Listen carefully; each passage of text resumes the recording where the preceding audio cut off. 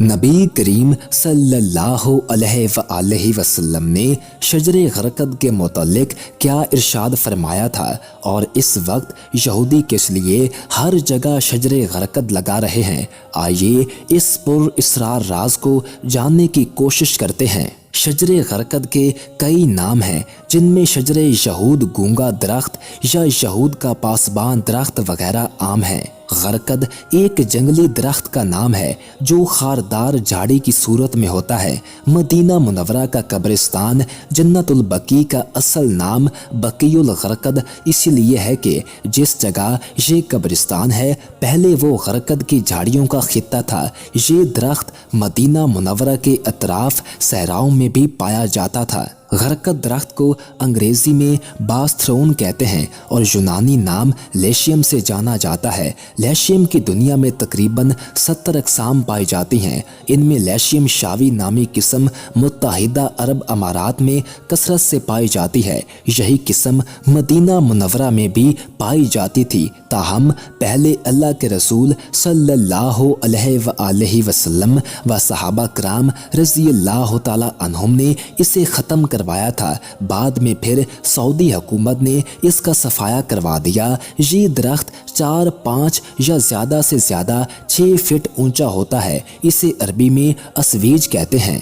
अबू हुरैरा रज़ियल्लाहु ताला अन्हु से रवायत है कि रसूलुल्लाह सल्लल्लाहु अलैहि वसल्लम ने फरमाया, क़यामत कायम न होगी यहाँ तक कि मुसलमान यहूदियों से जंग करें और मुसलमान उन्हें कत्ल कर दें। यहाँ तक कि यहूदी पत्थर या दरख्त के पीछे छुपेंगे तो पत्थर या दरख्त कहेगा, ए मुसलमान, ए अब्दुल्ला, ये यहूदी मेरे पीछे है, आओ और इसे कत्ल कर दो, सिवाय शजरे गरकद के, क्योंकि वो यहूद के दरख्तों में से है। इसका एक सबूत ये है कि उन्होंने इस हदीस मुबारक का भरपूर फ़ायदा उठाकर क़यामत से पहले और मुसलमानों से जंग के दौरान इस दरख्त को अपनी ढाल के तौर पर जाए पनाह बनाने का मंसूबा बना रखा है। इस गरज से जहाँ इसराइल में गरकद नामी इस दरख्त की काश्त के लिए अवाम से फंड्स लिए जाते हैं, वहाँ इसको कपड़ों पर भी मुनक्किश किया जाता है। जबकि इसराइल के बाद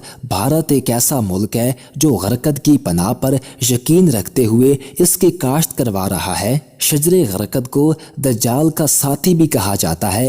एक रिपोर्ट में इंकशाफ किया गया था कि यहूदियों ने गोलान की पहाड़ियों को फतह करने के बाद वहां गरकद की काश्त कर दी है, जबकि यहूदी अफगानिस्तान में भी अपने कदम जमाने के बाद वहां खामोशी से गरकद काश्त किए जा रहे हैं। इसराइल ने भारत को भी अपने मुल्क की तमाम बंजर अराजी पर गरकद की काश्त करने के लिए कसीर रकूम दी है। भारत ने यहूदियों की देखा देखी और इनसे अपनी दोस्ती को अटूट साबित करने के लिए गरकद नामी जिस दरख्त की काश्त शुरू कर रखी है, मोदी जी के बरसरे इक़्तिदार आने के बाद यहूदियों की आलाकार और उनके इशारों पर नाचने वाली और हाँ में हाँ मिलाने वाली तंजीम RSS बजरंग दल ने यहूदियों के तमाम कामों का ठेका ले रखा है और गरकद की शजरकारी इतनी तेजी से अंजाम दी है कि सिर्फ महाराष्ट्र में ही 5 करोड़ गरकद के पौधे लगाने का टारगेट पूरा कर रही है, जिसमें से 3 करोड़ गरकद लगाए जा चुके हैं,